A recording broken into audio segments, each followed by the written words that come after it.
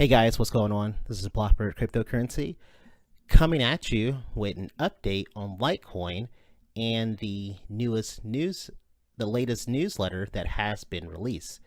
If you are interested in getting your own copy, be sure to check out the Litecoin Foundation's About page where you can sign up and get these monthly newsletters. This is the second one, and I want to go through it. Not the entire thing, but I want to discuss some key points that I find the most important in our role as investors in this project in order for this to be widely adopted. So in the monthly address, the foundation talks about the adaptation of Abra and also the merchant processor. And these are two of the four major initiatives for the year.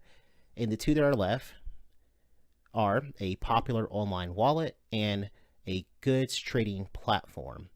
So the team is pushing along with these goals and all seems to be on the up and up. And besides that, Lightning Network is also discussed. Lightning Labs, the team responsible for making transactions even faster and cheaper, announced the first beta release of the Lightning software implementation with Litecoin support. The company also announced an impressive list of seed investors, including Jack Dorsey of Twitter and Square and Litecoin's very own Charlie Lee, in an effort to further develop the technology. We've been talking about the Lightning Network for some time, and with good reason. It's a game changer. While there's plenty of reading out there that allows you to dive into the intricacies of this innovation, this tweet provides a solid analogy. And here's Charlie Lee's tweet, or he retweeted this. So, nice analogy with Lightning Network cross-chain atomic swaps. Your bar tab at the Bitcoin bar is also honored at the Litecoin bar. It's like when you go to the bar, open a tab, that's the Lightning channel, and then at the end of the night, when you're done, you pay, close channel, settle on chain. So what's really fascinating about this Lightning Network is that you will be able to do atomic swaps between cryptocurrencies that utilize Bitcoin-based blockchains, Bitcoin protocols. So the likes of Vert, the likes of Litecoin, and the likes of Bitcoin. Though Vert is not mentioned in this, there's actually some news that I came across, and I'll find that post and I'll do a video on it about how Vert can also be utilized in these atomic swaps between Litecoin and Bitcoin seamlessly. Okay, so they're also in this newsletter discussing the expansion of usage of Litecoin and for businesses. So equally important news is that you, the investors, hodlers, supporters, have been lobbying business owners to start accepting Litecoin payments. Because of your help, we can brag that Al's, the biggest computer and electronics retailer in the Czech Republic, gladly takes your lights in exchange for their products. And there's also a custom car company. There's also a deli in Australia. So, expansion is definitely happening. With that being said, we'll get back to that. That's what I'm going to hone in on is LitePay, or the hashtag Pay with Litecoin, and how imperative the step that I am suggesting is to getting that to really happen on a mass level. So there's also a 2018 roadmap, and I won't go through that, but I'll just scroll past it. You can slow this down if you want to get a look at it, or you can just sign up and get the newsletter. Here's also a chart on the active addresses. So it shows how far, or how long of a way Litecoin has to go in comparison to Bitcoin. So number of daily transactions, Litecoin 64K, Bitcoin 214,000, number of Reddit users, Litecoin 194, versus 194K versus 760K for Bitcoin. And then here's a chart with the active addresses, comparing the two. These are the metrics. So lots of cool stuff. Then a list of businesses accepting Litecoin, and stories from the community and competitions. And finally, it finishes off with merchandise if you want to support the foundation. Okay, so let's discuss what I think is critical for pay with Litecoin. So I'm sure some of you are familiar with this, but if you're not, I want to talk about the velocity of money, or in this case, the velocity of Litecoin. So here's a little thought experiment. If someone were to give you $10,000 and they said, would you want it in gold, or would you want it in USD, in pounds, or whatever country you're from, the local currency, but the USD equivalent? And I think most people would probably say, I will take the $10,000 in cash, just because of its liquidity.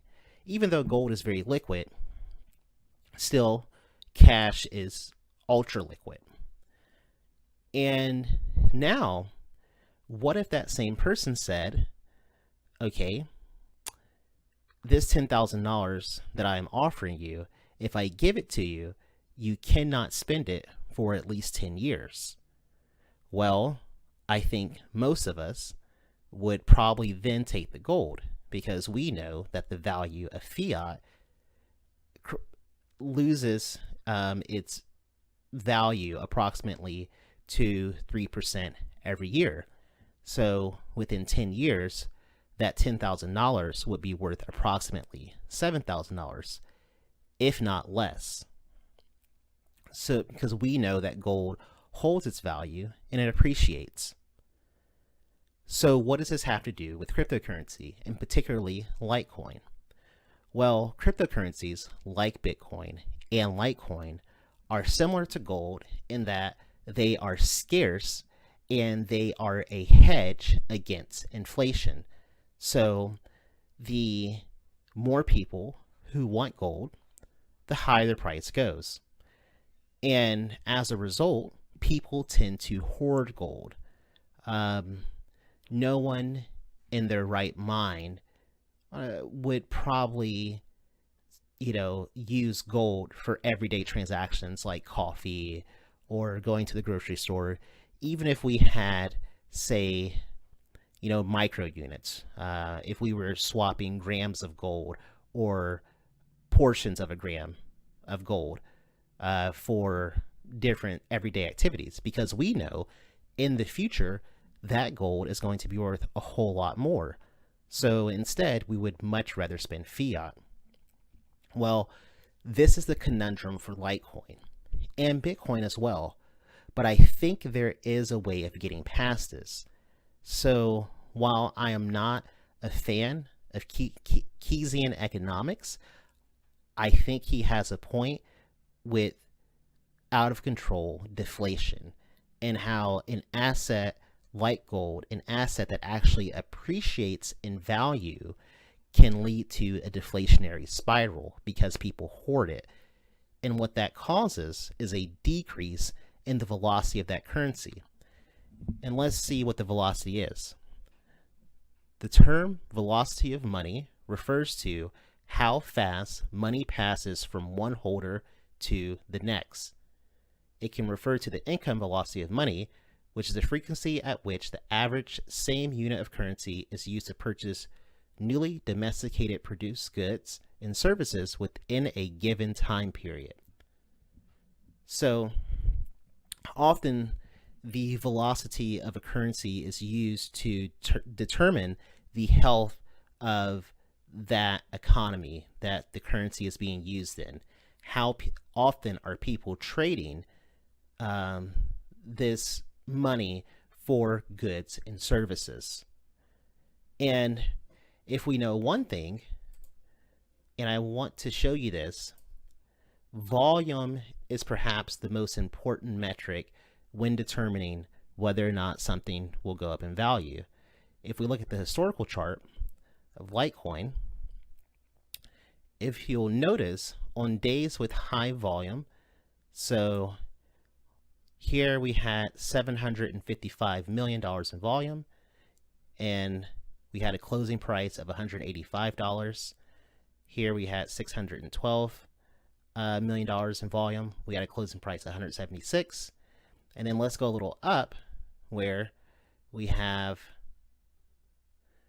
$403 million in volume, closing price of $152. And I imagine if we go all the way back to December, when Litecoin was on that big run up to 375, it probably had incredible volume. So let's go back to December. And I have not looked at this in advance, but this is just something that I am anticipating. So when Litecoin was trading at, so this is a little after the peak, but still, when it was trading at $317 close, it had a volume of 1.5 billion. Of course, this is not a hard and fast rule because sometimes that volume can be on a bearish trend, which is what was happening here. And I think this was after Charlie Lee's announcement that he had sold off his Litecoin. So here we have high volume, but it's moving downwards. But generally speaking, you need high volume for a currency to survive. And while Litecoin has, I think, very little risk in being a failed crypto, it certainly will survive into the future. But in order to push it to that next level, you have to have that velocity. And in order to get that, you're going to have to start buying things. But I don't blame you if you're not currently using Litecoin to purchase goods and services. Why would you? When you have central banknotes in your wallet that are losing value and it's hot money and you want to get rid of it. You know, buy a house today with the money that's going to be worthless tomorrow. Why would you blow all your, precious crypto on, something that is ephemeral? Now, while a house is not ephemeral, a hamburger is. So I could see, people using cryptocurrency for major purchases like real estate or for transition it into precious metals. But generally speaking, I don't think it's that wise to use it for everyday purchases. And how we get around this is by paying with Litecoin. But that's not you paying with Litecoin, but rather this is you paying your employees. So this is not going to the store, paying with Litecoin, but paying your employees. If you are a small business owner, I think it is imperative that you take the initiative to, at the very least, offer your employees a portion of their wages in cryptocurrency. And why is that? Well, because they are more likely to execute, spend, and replace if, their crypto is being replaced. So if I know on a weekly basis that I am getting, $500 worth of Litecoin, I am far more likely to spend that money knowing that it'll be replaced than getting $500 in fiat and then converting some of that into Litecoin and just hoarding it. And I think that's a big problem. So, that's something we should really start contemplating. And if you don't own a business with employees, you may have an online store. I think you should look into projects like Utrust, which are building crypto gateways.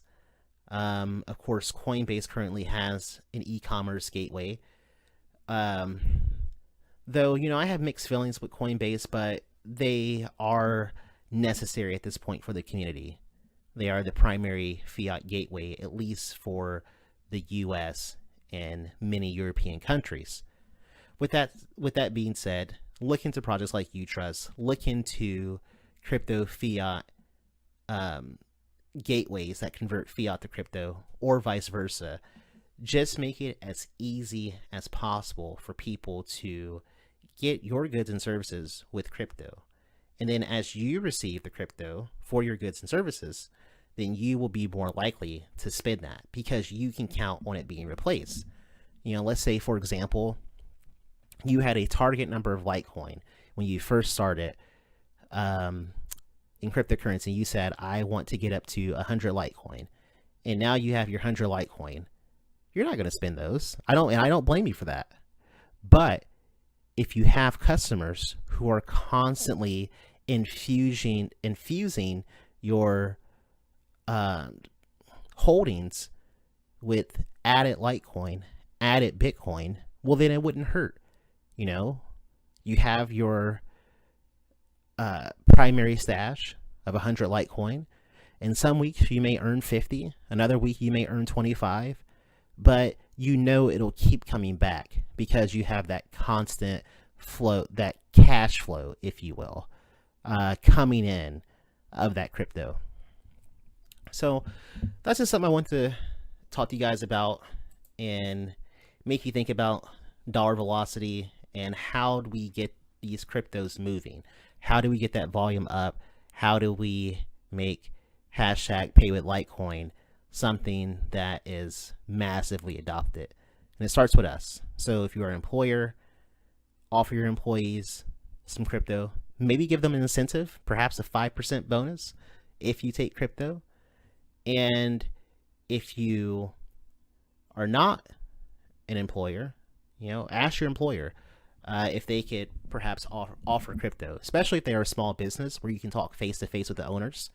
This will obviously be a lot harder for those of you who work for major corporations, but these are all things I think you should be considering to get this thing rolling. Okay, guys, well, that's about all. Thank you for tuning in, and I'll check you later.